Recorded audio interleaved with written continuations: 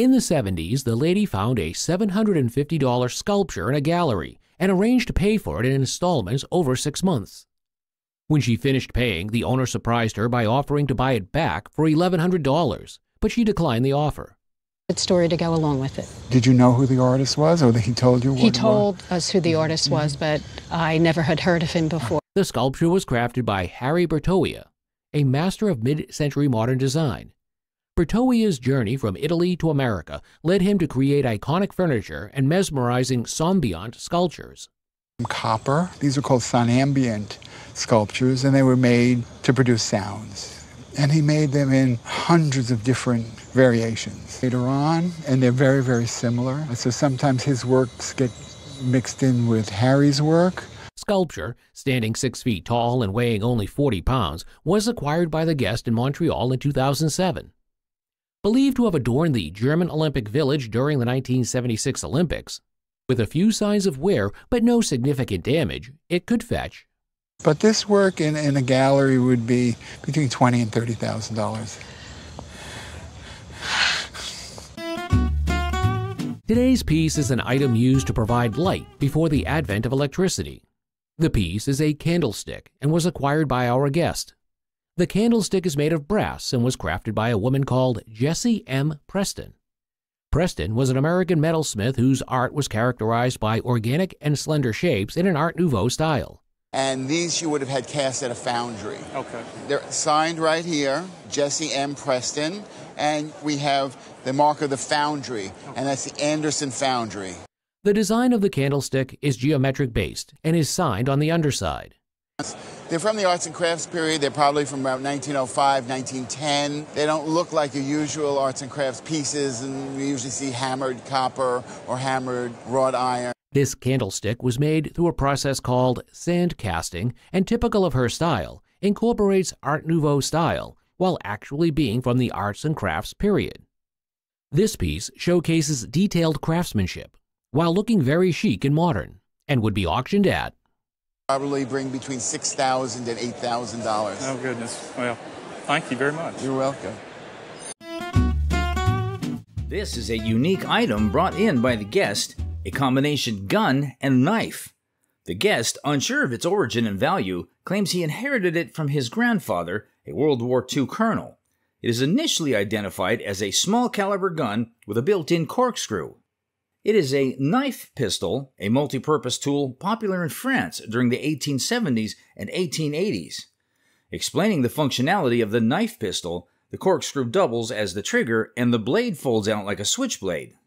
It is really versatile, a tool for opening bottles, cutting, and self-defense. While impressed by the overall good condition, there is no manufacturer's mark present, which could potentially affect its value. After the safety checks, the estimated value is to be around $7,000. Negotiation ensues, with the seller initially hoping for 10 grand. Considering the missing manufacturer's mark and the need for testing, a compromise is reached at $4,200 and the seller agrees to sell. Great. All right. Thanks, guys. We got a deal. Appreciate it. The guest is trying to sell a set of 3 comic books, issues 48, 49, and 50 of the Fantastic Four. These issues are known as the Galactus Trilogy due to the introduction of the characters Galactus and Silver Surfer. They are in good condition, but getting them professionally graded would increase their value. She inherited them from her dad, who has been a collector since the early 60s. A close examination of each comic was done to check for any restoration work. Few minor flaws were identified, like stress lines and creases, and assigning grades to them, the issue 48 and 49 have a grade of 5.5 and 6.5 respectively, while issue 50 has a grade of 7.0.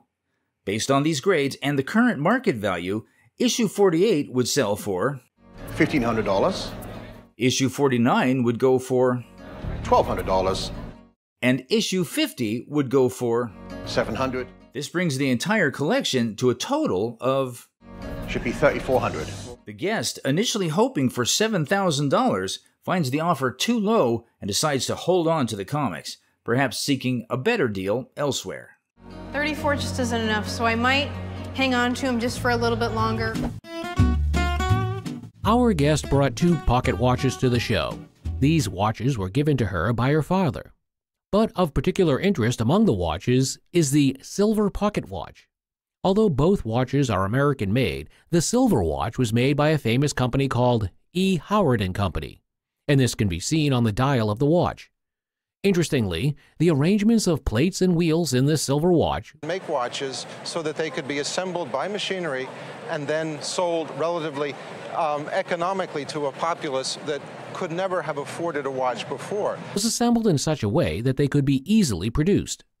This silver watch, Made in comparison to maybe tens of millions made by Waltham and the other companies. from one of the fathers of American watchmaking, is worth, On the other hand, it's worth anywhere, let's say, from $1,500 to $3,000. A very collectible and desirable American watch. imagine having a piece from a sport that has been around since the ancient Olympic Games of Greece and is still very much loved and followed even to this present time. Well, today's piece is from that sport, boxing, and it's a signed picture of one of its greatest boxers, Muhammad Ali. Ali, born Cassius Clay Jr., was an iconic boxer known for his incredible speed, agility, and charisma, and he held the world heavyweight boxing title multiple times. Of note is the fact that his autograph and picture were signed before Ali had changed his name. Phenomenal signature, incredible inscription. I see it, it's personalized to your father, which makes it even better for you. It was a time when he was still called Cassius Clay. An incredible inscription, Ali's signature on this picture is truly phenomenal. Inscription. I see it, it's personalized to your father, which makes it even better for you. Although the signature is personalized, being a signature from one of the greatest, if not the greatest boxer ever, it would fetch $1,500 to $2,000, and it's a wonderful, wonderful piece. It's one of the best Cassius Clay signatures I've ever seen. We have a fascinating and incredible rare comic book. The guest brings in Menace Zombie Edition 5, a 1953 comic with a unique and dark cover art depicting a zombified Dennis the Menace. It's an intriguing comic with its offbeat theme and its surprisingly high grade of 8 considering its age. The guest, who inherited the comic from a relative, has high hopes for its value and sets a price of $20,000. Published in 1953, it predates a period of strict censorship in the comic book industry triggered by concerns about violence and negative influences on children. This pre-censorship era makes the comic even more valuable to collectors who specifically seek out comics from this time period. This comic is incredibly rare, and there are about only 2 copies in the world in better condition. However, considering all these factors and the current market trends, this comic is worth... This is a $10,000 book. Negotiation ensues, with the guest initially countering with a price of... 14. Ultimately, the seller decides to hold on to the comic, likely due to its sentimental value as an inheritance, even though it could have fetched a significant sum. I just can't go that low. Also, I'll keep it. Okay. All right, if you change your mind, come back. Take a look at this fascinating shipwreck bell brought into the Pawn Stars shop by the guest. She reluctantly wants to sell the bell due to its weight and size, especially since she's moving soon. The bell, supposedly a Dutch East India Company VOC relic from a 1602 shipwreck in Indonesia, is quite an interesting find. However, some doubts spring up about the authenticity of the bell. The pristine condition seems inconsistent with years spent underwater. Additionally, the VOC's practice of dating everything 1602 and Indonesia's reputation for forgery raises red flags. However, after a thorough examination, it is confirmed that the bell is genuine. It likely sank in shallow water, was retrieved by locals, and hasn't spent a considerable amount of time submerged. Despite this, VOC is of great historical significance of the VOC, and the estimated value for the bell is $15,000, give or take. Negotiations ensue, with the guest hoping to get 1,000? No. In the end, they settle on a price of... I'll go like 7,200. Deal? Well, deal. All right, let's go do some paperwork. Come on. All right, young lady. Guess aunt gave her this strange object, likely acquired in New York City in the late 50s or early 60s, but it wasn't liked by her family. It's definitely odd-looking, with sharp legs and a pouring spout. kind of pointed edge at the other side. So you wonder, what was this for? Well, it was actually a pouring vessel. It was designed to heat wine and pour it out safely. This vessel was crafted with great skill and craftsmanship, likely owned by someone influential. It's made of bronze, cast from a clay model, and adorned with decorative elements. Green color indicates it was buried and oxidized as part of a tomb. Design includes a water buffalo with horns and a pictogram. These vessels are rare, and this one could fetch. At auction today, a conservative estimate would be in the $10,000 to $15,000 range. I'm going to be hearing from my cousins, I'm sure. Thank you, sir. The discovery story behind this Air Corps archive is intriguing. A chance find at a yard sale unveiling the remarkable journey of First Lieutenant Joe McClinton. Joe was a Texan pilot who left a vivid account of his World War I experiences in a 2-volume diary. And when you get into diaries of military war, a lot of them are just boring, to be quite honest. Yes. The diary provides a detailed account of his experiences, including photo reconnaissance missions and being shot at during dogfights. The archive also contains a letter from McClinton to his family, explaining what happened during his final mission, where he was shot down by 5 enemy planes. He was in combat. That brings it up a little bit more. Okay. He wrote very, very well. However, due to this archive's historical significance, McClinton's bravery and the vividness of his writing make this collection worth. I would say a collection like this, being very conservative, is probably in the $5,000 to $7,000 on a $10 investment. Yes, I'm ecstatic. This exquisite Art Deco jade and sapphire ring dates back to the late 1920s. The guest's aunt received the ring as a gift from Sarah Hines, sister of H.J. Hines, for showing horses on their behalf. As an amateur, she couldn't accept money, so Sarah Hines selected this piece from her jade collection. The ring, crafted in platinum, features a vibrant jade center stone known for its toughness, and it's surrounded by sapphires, although one sapphire is currently missing. The ring's design is quintessentially Art Deco, fitting perfectly into the 1928 to 1930 time frame. And it's hard to replace it because someone has to cut it exactly like the others. However, due to the increased market demand for natural, untreated jade, this ring would fetch. I think today you're probably looking at $15,000 to $20,000 to have this ring replaced. And I think if you had to sell it to buy a horse at auction. Guest received this beautiful ceramic piece as a gift from an elderly friend who had bought it at an antique shop in Connecticut when she was younger. During the appraisal, the appraiser examined the piece, noting its beautiful detail. The Roman numeral XIII indicated the date, 1913, and the shape number was marked as 1869B. A small circular mark was identified as the signature of the artist, Carl Schmidt, who is recognized as one of the most popular artists working for Rookwood pottery. The appraiser explained that the mark incise V signified the artist's cue to the glaze department for a vellum glaze on the piece. Another mark, a backward R with flames around it, was identified as the symbol for Rookwood pottery from Cincinnati, Ohio. The piece was described as a vellum glaze scenic, one of the largest and finest examples from that period the appraiser had seen.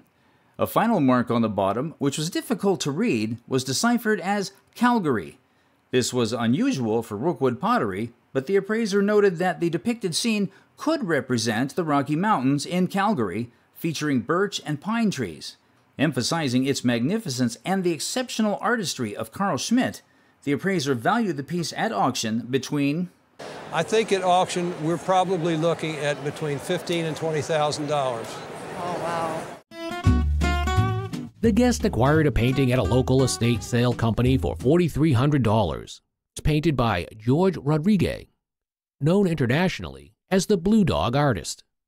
The remarkable piece dated back to 1969 when Rodriguez was around 25 years old. The painting was titled A House in Washington and was done early in the artist's career.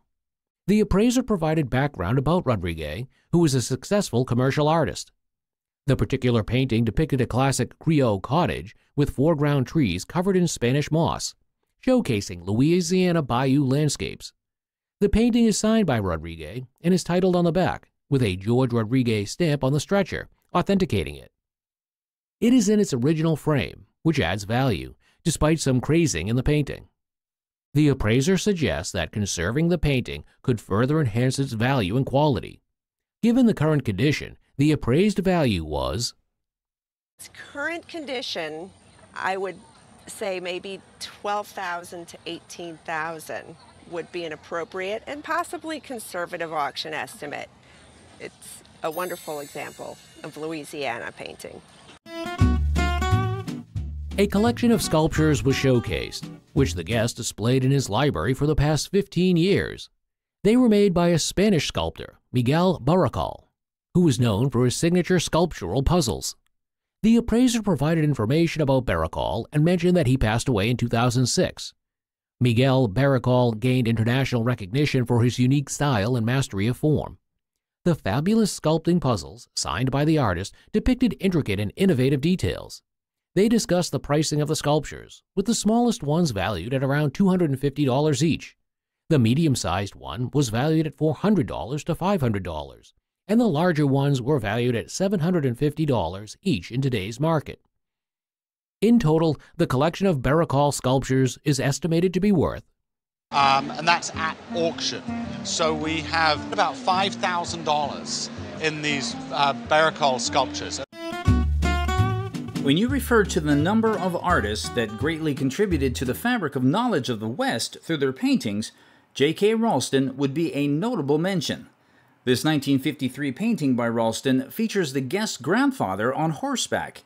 So he's recalling some of his youth. It's a Western painting, and it's a painting that has a lot of associations here in Billings. The painting showcases Ralston's connection to the land and his background in cattle ranching before he became a painter. Ralston's family were ranchers. So his first love, his first vocation was cattle ranching. Right. Before he became a painter. Right. It is framed in a simple Western style, complementing its subject matter. While Ralston may not be as renowned as some of his counterparts, his work is still highly competent, and at auction, this piece would fetch... I would think if you're an insurance, I'd probably insure it for about $15,000 these days. $15,000. Yeah. Great. Yeah, that's wonderful. A charming antique writing toy, notable for its unique spring mechanism and beautifully painted base. Originating from the 1860s, it was crafted by Jazzy Crandall, a renowned toy maker from New York City. This toy stands out with its robust, weight-supporting spring. This fascinating toy originally belonged to the current owner's great-grandfather. It has been cherished and enjoyed by multiple generations, including the owner's own children. Every Christmas, it is festively decorated with reindeer, adding to its sentimental value. We decorate it for Christmas every year. Looks great with reindeer antlers. Despite its age and worn paint, the writing toy remains an impressive piece with elegant, flowing lines. This particular piece, given its condition and history, could easily reach... I think this one would be easily in that range, and maybe as much as $2,000 at auction. It's just stunning. Our guest's grandfather, a prolific art collector, purchased these etchings in New York. 1940s, 50s, and 60s. He was buying art where? In New York City. How long had he had these before you got them? These etchings are so rare and unique because they were created by two eminent artists. Rembrandt, the Dutch Golden Age painter, printmaker, and draftsman, revered as the greatest visual artist in history, and James Abbott McNeill Whistler, an American painter in oils and watercolor and printmaker active during the Golden Age. Two of the four etchings were executed by Rembrandt in the 17th century. One depicts a self-portrait, and the other is titled The Peasant Family on the Tramp. Early 1800s, his name is Naudet. That's actually his name reversed because it's coming through the back of the sheet, and the date, which I believe is 1825, as I read it. Whistler's etchings date from the 19th century. One captures a view of the Thames at Battersea, while the other is titled The Longshoreman. Shoreman on that same paper, probably a lifetime impression, not terribly uncommon. Original pieces signed by these iconic artists of the 17th and 19th century, preserved in excellent condition, hold significant value, estimated to be That's going to have a replacement value at $80,000. So all told here. One successful garage sale purchase, and our guest would have inadvertently parted with this masterpiece. Interesting artist because he was actually a Confederate soldier in the Civil War. Honestly. She acquired it from her mother-in-law, who, in turn, purchased it at a farm auction.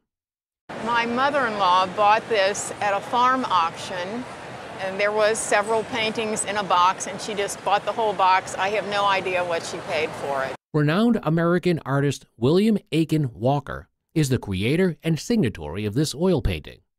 Walker was known for his genre paintings of African-American sharecroppers, a subject that resonated deeply with him. Additionally, he served his country as a Confederate soldier during the American Civil War. This painting, executed on the artist's board, dates back to the 1890s and portrays a subject typical of Walker's oeuvre. Despite its current state, with proper refurbishment, the original colors and effects of the painting will be restored, significantly enhancing its value to approximately. In this market today, a painting of this size and type by William Aiken Walker would sell for around $10,000 at auction. So you're kidding me.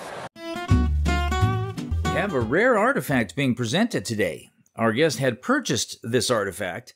Skull cap worn by a pope known as a Zachetto. Part of this trip is to prove to Rick that I made a good purchase, but the other part is so I could have a Roman holiday.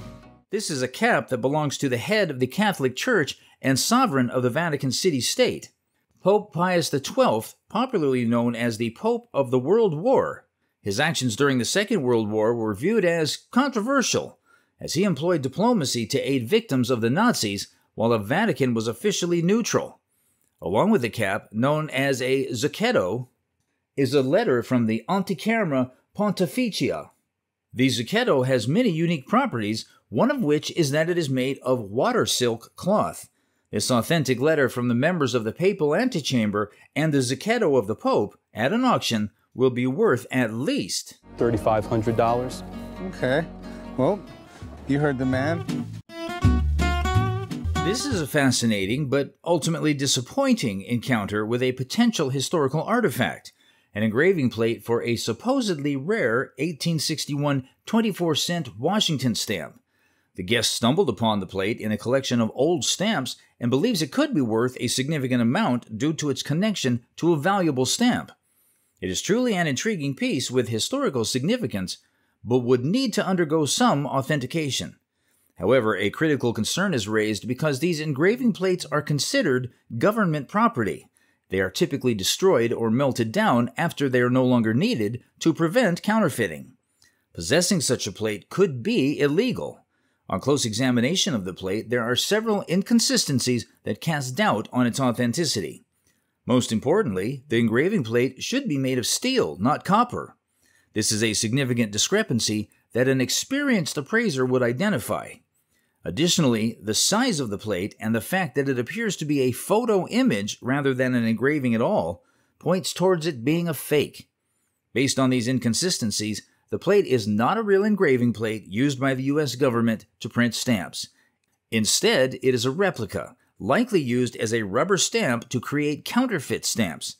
While it might have some novelty value for someone who wants to stamp fake stamps on documents, it has little to no monetary worth. No, it's not the real deal. This Japanese vase was purchased by our guest at a sale. Yard sales, estate sales. I think it's from an estate sale. And it is a remarkable example of enameled earthenware, satsuma, crafted during the Japanese Meihei period, primarily between 1880 and 1920. The vase is adorned with enameled wisteria motifs, stretching from the shoulder to the ovoid body, with delicate webs subtly intertwined behind the flowers. The rim is elegantly gilded, and the base bears a gilded mark, indicating it was crafted by the esteemed artist Yabu Mizan. Mizan is renowned as a Japanese imperial court artist, particularly famed for his mastery in painting on porcelain. As the foremost earthenware satsuma painter, his work is held in high regard and widely sought after.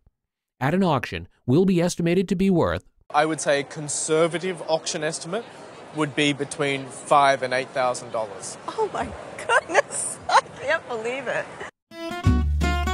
Immerse yourself in the beauty of German craftsmanship with this collection of relief-carved plaques, showcased by our guest on the show. These items have been in the Guest family since 1921, when her great-grandfather produced them. Way better than average because of the way he did the mountains, the way he did the people's faces, and everything is so animated. This interesting-looking plaque dates back to circa 1870 to 1880. One of the plaques depicts a river scenery with people rowing a boat with a Norwegian attached. And at auction, in such great condition, this piece would fetch. On this large one, we'd be at about $1,000 to $1,500. Okay. Another plaque showcases a scenery of trees. Interestingly, these animated pieces still retain their original finish and frame. Given the condition and the rich history of the Guest family, the other two plaque items would accrue, at auction, a value of... And each one of these would be about $400 to $600 each, Very nice. give or take. The Guest brings in a super iconic vintage car with bullet holes and an interesting story. It is a 1941 Lincoln Continental, instantly recognizable for its starring role in the unforgettable scene where Sonny Corleone was killed in The Godfather. The Guest acquired it through an auction in '76 where there were a few other movie cars sold. The owner, capitalizing on the car's cinematic legacy, brings it to a pawn shop, hoping to cash in on its Hollywood history. The Guest believes the association with the film significantly inflates the car's value, placing their asking price around that $85,000 range. However, a major hurdle arises in the form of the car's title. The Guest only has a bill of sale, and the title itself has been mysteriously missing for years. The pawn shop owner, clearly aware of the car's cinematic significance, acknowledges its iconic status. Despite this recognition, the missing title throws a wrench into the deal, and without proper documentation proving ownership, the pawn shop owner is hesitant to offer a hefty sum. Recognizing the risk involved, the pawn shop owner counters with a significantly lower offer of...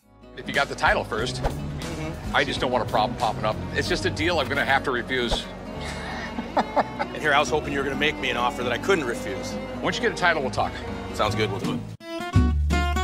The item in question is a painting by Francis Calcraft Turner, signed and dated 1835, depicting an early British pointer with a lovely landscape in the background. The painting features a label on the reverse from Arthur Ackerman & Sons, a renowned dealer in sporting pictures.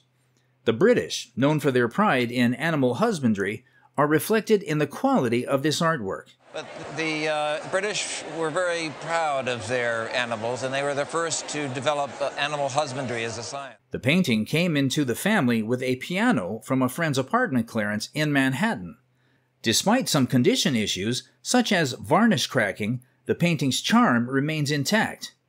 The crackler is believed to be superficial and should disappear with proper cleaning. In its current state, the fascinating painting is estimated to be worth...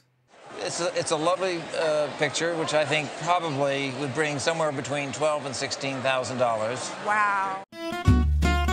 Experience the allure of nostalgia encapsulated in this vintage portrait photograph.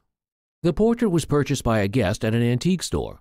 Visible in this photograph is none other than James Vanderzee. Vanderzee, an African-American photographer, is best known for his portraits of black New Yorkers. Father Divine was a social activist who promoted the cause of civil rights for African Americans. Upon further inspection of this portrait, we can see Vanderzee's name along with the date it was taken. However, there are some important details visible in this piece, such as it being a sandwich photograph, as well as the highlights of the cloud and text around it. This piece is a significant part of African American photography, and in its rare size, at auction, it would attract considerable value of... Would be in the area of $2,000 to $3,000. Yeah, so very cool thing. The delicate intricacies and ornate patterns adorning this bronze figure are truly remarkable. The guest tells the tale of how she inherited it from her father. My father then found it in an antique store on consignment from the grandchildren. My father was in the Army, stationed in Heidelberg. and he loved bronzes. Furthermore, the size of this bronze figure is just perfect, and it depicts a Japanese archer striking the pose of shooting an arrow. It was made in Japan circa 1890, and on the back of this piece, we see the name of the maker inscribed. Additionally, the casting on its face is very detailed, featuring an armor, a breastplate. It's not the A+ quality, but it's very high quality. The remarkable quality in the craftsmanship of this bronze figure is quite fascinating, with a lot of attention to detail, and at auction, this piece is estimated to be worth, I would insure this for around $15,000. Oh my. Finally, the seller unveiled a 1977 911S, a car that is truly a Porsche classic. The restored engine, fresh paint job, and a revamped interior all held great appeal. This particular model also resonated with the buyer because of its symbolic association with the cool spy movies of the 1970s. The seller's initial offer for this 1975 911S Porsche Beauty is... You get 90 out of it. 90,000. Clearly interested in the 1975 911S, the buyer proposed a starting offer of... Would you take 60 grand for it? I couldn't do that. I got more into it than that. However, the deal didn't pull through, with the seller refusing to go lower than $85,000 and the buyer refusing to go above $65,000. We have a fascinating clump of silver rupees brought into a pawn shop by a man hoping to strike a deal. The man presents the rupees as a unique and valuable historical artifact, and he is not wrong. The rupees boast an impressive lineage. Minted in 1702, they were created during the reign of Emperor Aurangzeb, the son of famed Shah Jahan, who commissioned the Taj Mahal. This connection to the Taj Mahal dynasty earns the nickname Taj Mahal Treasure. These particular rupees are linked to a renowned discovery. They were recovered in 1961 by none other than science fiction author Arthur C. Clarke and his diving partner during an underwater exploration. The well-documented nature of this shipwreck adds to the rupees' historical significance. The condition of the rupees is what truly sets them apart.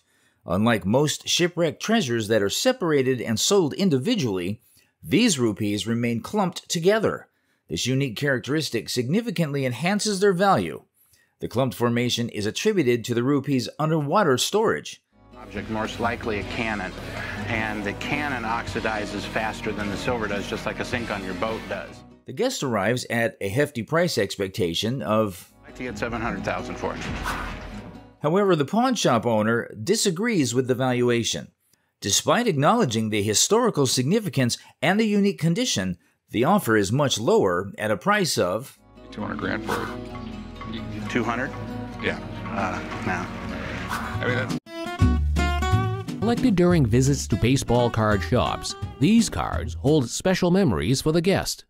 The collection includes 2 of Michael Jordan, a 6-time NBA champion rookie card from 1986, and 1 sticker from 1987. Jordan was a rookie in '84, but we deem the '86 Fleer cards his rookie cards. The sticker, labeled Rookie, is particularly sought after by collectors. Also, the 1987 card with its distinctive gray border is also highly popular among card enthusiasts. Cards have to be graded. They have to be ascribed a grade, and there's a scale, right? There's mint 10 or gem mint 10, and all the way down to nothing, to 1, and to poor, and things like that. However, these Michael Jordan basketball cards are iconic, showcasing his early career and standing as a prized collectible that would auction for... The values are starting to come down, still. I think, and we're talking insurance value, you can probably insure that one safely for $20,000 to $30,000. Wow, I had no idea. Today's piece is often tagged as a companion for children. It's a doll given to our guest by her aunt. This doll was made in Germany in 1910, when German dolls featured certain peculiarities. It was during a period when German dolls had open mouths with little teeth and the eyes opened and closed, but this trend for a more character-looking doll. A German doll company called Clay and Hahn was the maker of this doll, and they made the head of the doll from bisque.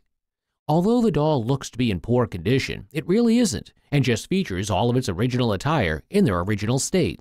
They're actually very nice for original clothes. A piece of this quality, German-made, still with its original pieces, would be priced at, in a retail shop, would be priced about $3,500 to $4,500. Wow.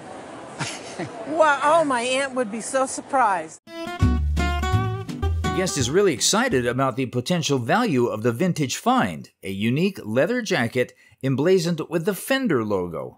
The guest got it in a vintage store, and it is a one-of-a-kind and the only one she could find at the vintage store. However, the Fender company is known for making musical instruments and not jackets and apparels. Upon closer inspection, several things raises doubts about the jacket's authenticity. Fender isn't known for producing leather jackets. The misspaced lettering Fen, Der, with a large gap between the N and the D, suggests a lack of quality control that wouldn't be expected from Fender. It's most likely that the jacket is a product of a licensing deal where a separate company obtaining permission to use the Fender logo on their clothing line. While Fender may have approved the design, they likely weren't directly involved in the manufacturing process. Given the jacket's questionable origin and the misspelling, the owner places its asking price at... I'm looking to get $1,800. I appreciate you coming down, though.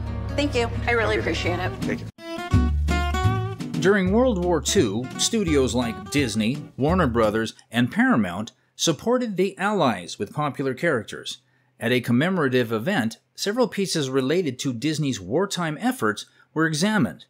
The first piece features Donald Duck participating in the war effort by throwing a tomato at Hitler, from a short film called The Führer's Face, where Donald experiences a nightmare of being a reluctant Nazi. It's a cartoon where Donald plays a miserable, reluctant Nazi, only to wake up realizing he's been in a horrible nightmare. Another item, the Disney Dispatch, was a publication sent to Disney employees worldwide during the war, providing updates on global events and Disney's contribution. Well, this was a one-time issue, Mark, and obviously they didn't issue that many because there was a limited number of Disney employees serving in the military throughout the globe. In 1943, Disney received numerous requests to use their characters on military patches. One highlighted piece is the mechanical engineer patch featuring a character from Pinocchio. These patches, handcrafted in Italy on leather, symbolize Disney's effort to support the military. As a group, these patches are valued at auction. At auction, I would definitely keep them together. And as a package, I wouldn't hesitate to estimate them between $2,500 and $3,500. Well, that's great.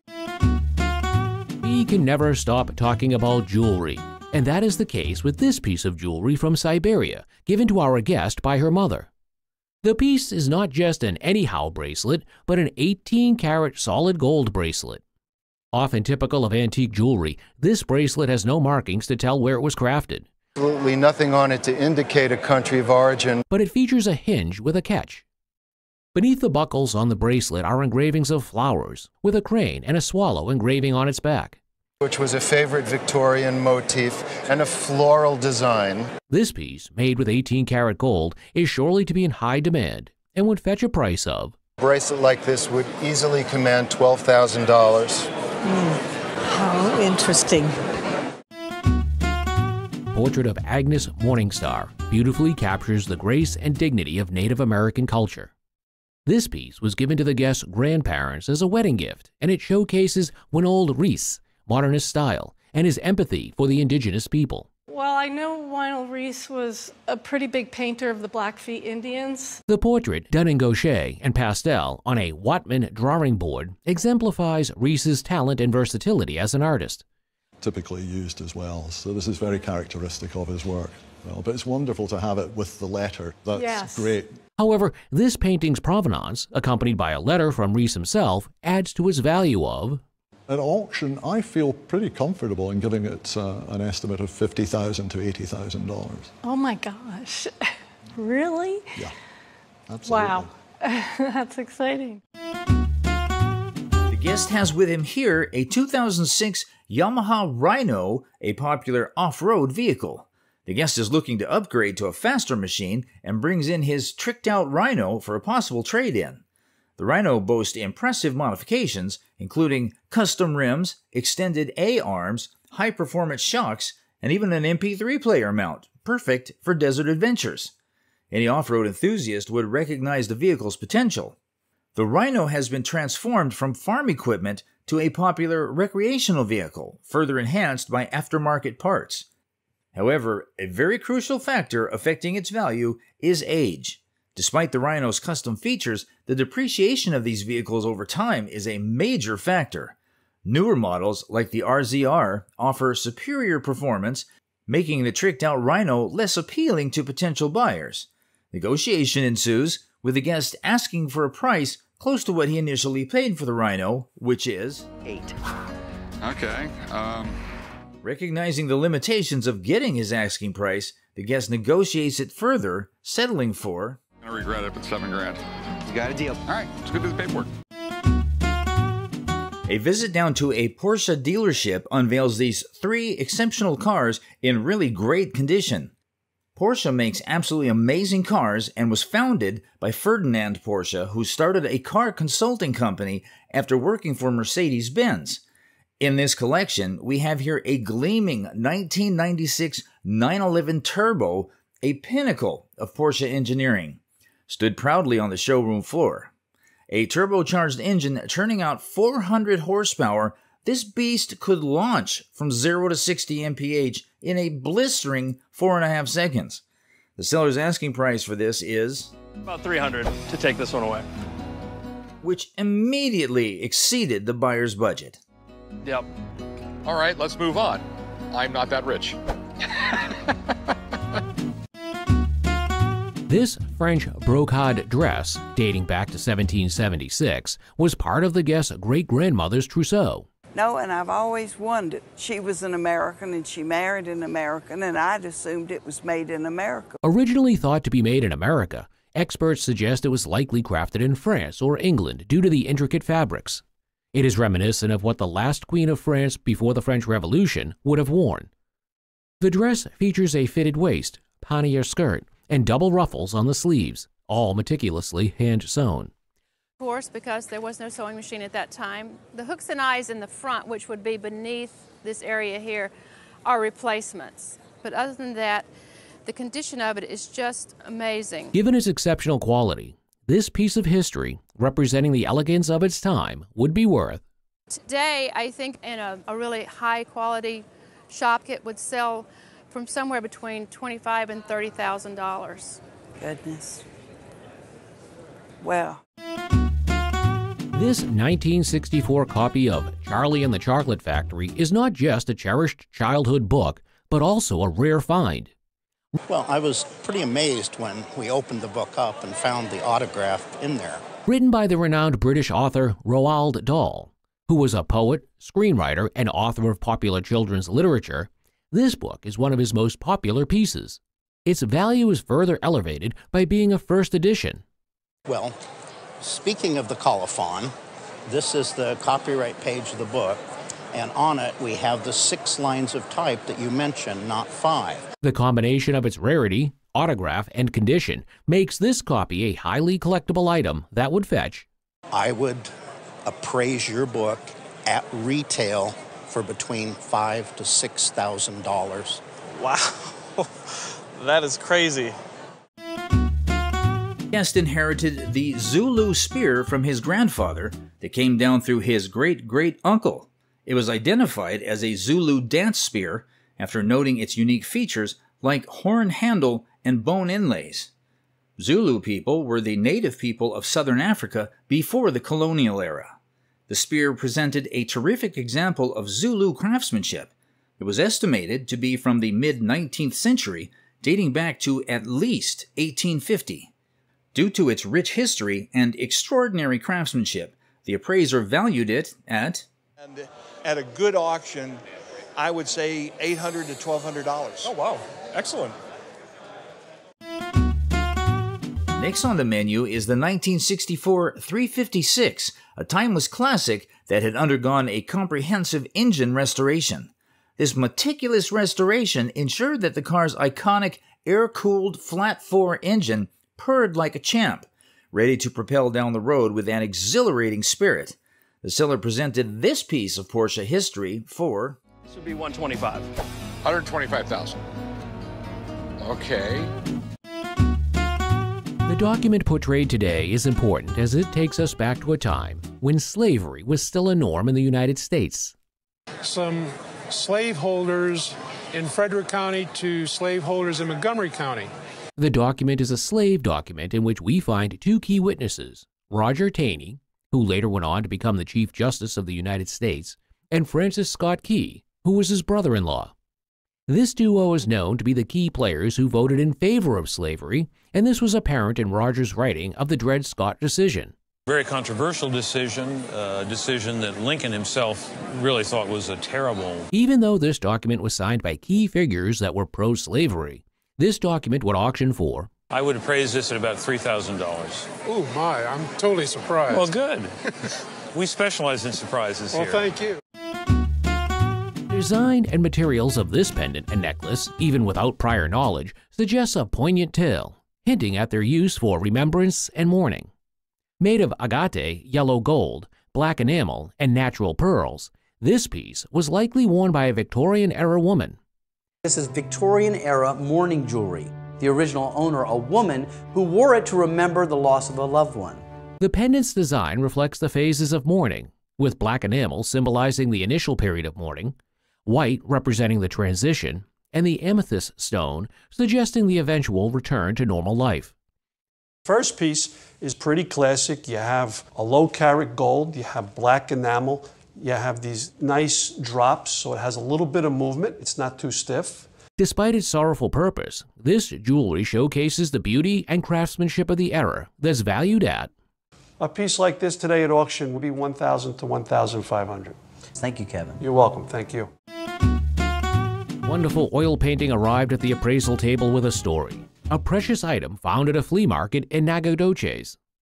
This phenomenal artwork, crafted by Charles Taylor Bowling, a Texas regionalist who captured the essence of rural America.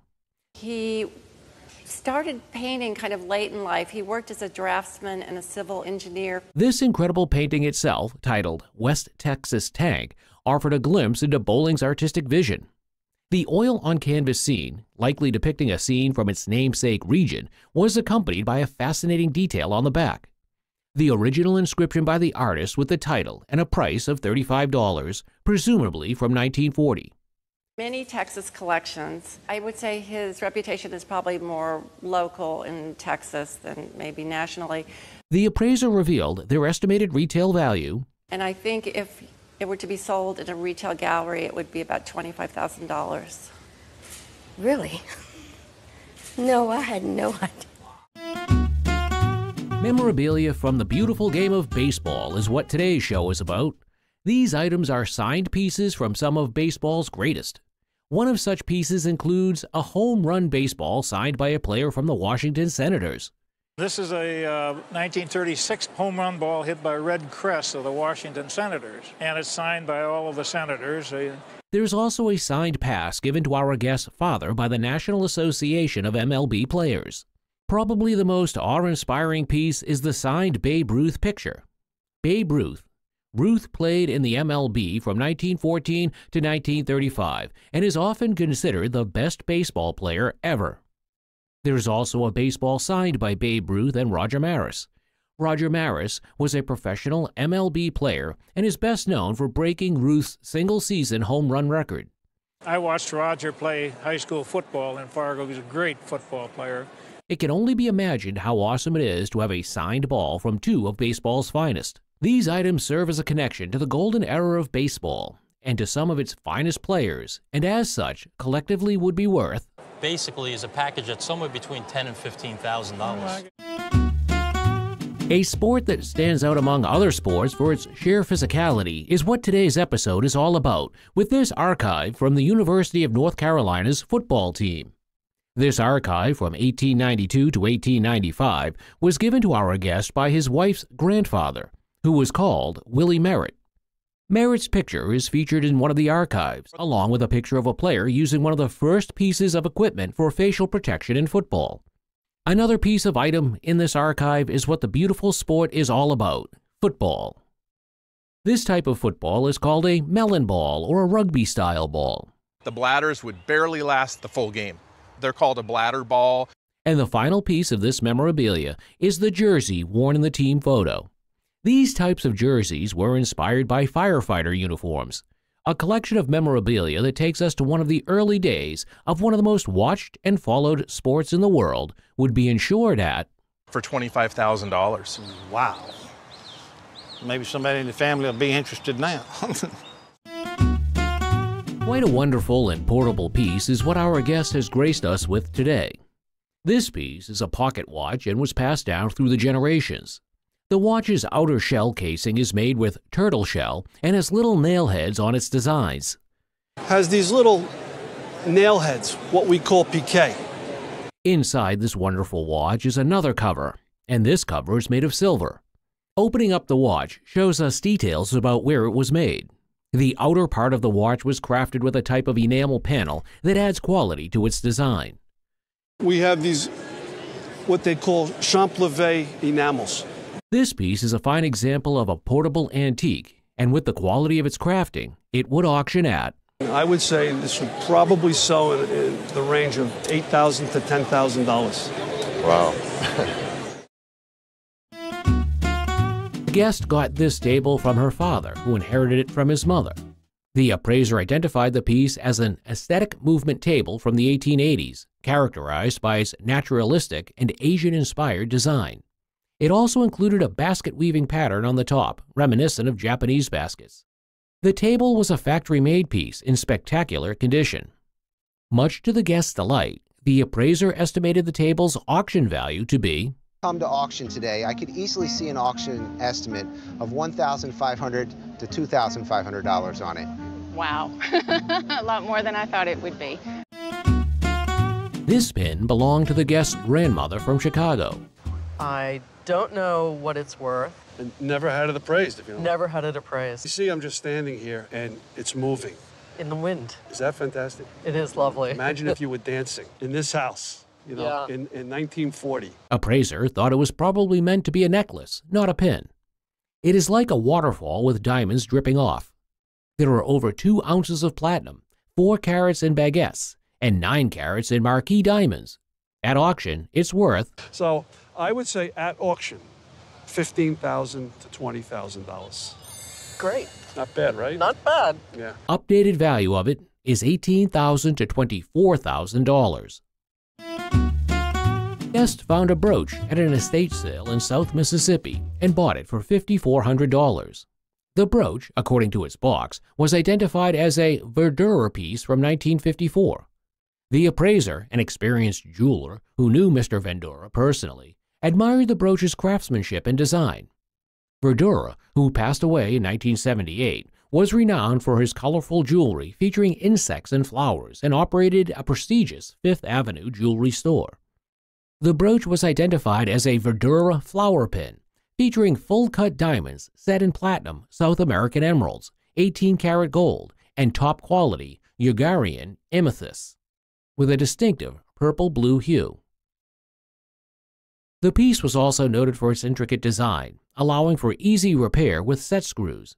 Leaving the guest astonished and thrilled, the appraiser estimated that if the brooch was to be properly advertised at auction, it could sell for. A piece like this, if it came up for auction and we advertised it right, could easily sell anywhere from $25,000 to $35,000. Oh my goodness. The item in question is the prestigious Olympic gold medal awarded during the inaugural inclusion of basketball as an Olympic event in 1936, held in Berlin, Germany. It belonged to Joe C. Fortenberry, a renowned figure in basketball history, the guest's father. The significance of this medal is deeply intertwined with its remarkable backstory. The 1936 Olympics marked not only the debut of basketball on the Olympic stage, but also witnessed the U.S. team's triumph over Canada in a historic final match played amidst a relentless downpour. Despite Hitler's mandate for an outdoor setting in adverse weather, the U.S. clinched gold with a 19-8 victory, Fortenberry scoring 8 pivotal points. Its pristine condition and unparalleled historical significance demand an estimated value of, I would put a value of this at auction of $100,000 to $150,000. Wow. I was right, more or less. Items under discussion are a collection of Navajo jewelry pieces, including bracelets, a squash blossom necklace, and handmade silver beads, originating from the 1910s to the 1930s. The Navajo jewelry belonged to the guest's husband's grandmother, who had ties to the Santa Fe Railroad. They collected them during annual trips between New York and Santa Fe. What sets these pieces apart is their historical significance and craftsmanship. Crafted from melted-down ingots of Mexican coinage, the bracelets showcased. So the small holes that you see in the stones show that. The necklace over there is a squash blossom. Traditional Navajo format and feature stones repurposed from necklaces. The exceptional quality squash blossom necklace and handmade silver bead bracelets are worth. So these beautiful bracelets are worth on today's marketplace about $3,000 each. My. Finely carved cane, depicting a hunter's scene, emerges as a testament to folk art craftsmanship. Its handle features a reclining hound, serving as a functional and elegant grip. Carved from a hickory sapling and painted with meticulous detail, the cane portrays a shotgun and a winding snake, evoking biblical symbolism. The cane's precise origins hint at its likely creation in the Midwest, possibly in Kentucky, although definitive provenance remains elusive. Dating to the late 19th to early 20th century, its unique design suggests it is a singular creation. So in folk art, we say it's one and done. Despite its delicate appearance, the cane's value stands at a retail estimate of. I would put a retail value on it approximately $3,500, possibly a little more. That's more than what I figured. Painting titled Eyemouth Fishing Disaster echoes the tragedy it depicts. Painted in 1882 by J. Michael Brown, it captures a haunting scene from November 1881, when Eyemouth, a serene Scottish coastal town, was engulfed by an unexpected storm.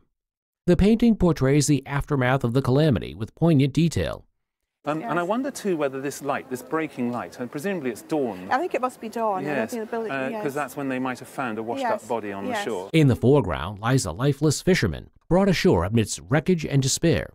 Yet, it's the woman's face, illuminated by a shaft of light, that reveals a mix of grief and resignation. The disaster claimed the lives of 186 fishermen, most tragically, just within reach of the harbor. Given its historical significance and artistic merit, the appraiser values the painting at. I think I'm going to value it at what you paid for it, which I suppose with commission is £7,000. Yes. I thought you'd say that. Whimsical and somewhat bawdy addition to a pig collection, this unique piece stands out as a bourbon flask crafted by the American pottery known as the Anna pottery. Founded in 1859 in Anna, Illinois, by the Kirkpatrick family, Anna pottery initially focused on utilitarian wares. Found within a shed by the guest's friends, this pig flask features incised details, including a railway line representing the Illinois Central Railroad and the word Chicago near its snout. This piece embodies a fusion of American stoneware, bourbon flasks, folk art, and railroad culture. Despite their humble origins and intended expendable, their value has soared over time. Most of these were thrown away. They were very inexpensive when they were new. They were not really meant to be kept. This unexpected find proves to be a hidden gem, estimated to be worth. I think you would expect at least $5,000 at auction. Now I feel fine and Nikki's going to go, oh my goodness. This American violin was created by arguably one of the best instrument makers America has ever seen, George Jumunder. He and his son, George Jr., are responsible for this masterpiece American violin. This is an American violin made in the shop of George Jumunder in New York, who worked with his son, George Jr. Although it might look like the usual everyday violin, what's unique about this violin is that it is an original masterpiece. This can be attributed to the fact that as one of the best, and this violin is dated 1901, it's possible that it was a collaboration between father and son. George put his reputation into making the very best instruments. At the time it was created, which is 1901, Violins like this were in high demand. Given it was created by one of the best instrument makers in the world, it would auction at is between $10,000 and $15,000 at auction. Nice. Good buy for $1. So you did well.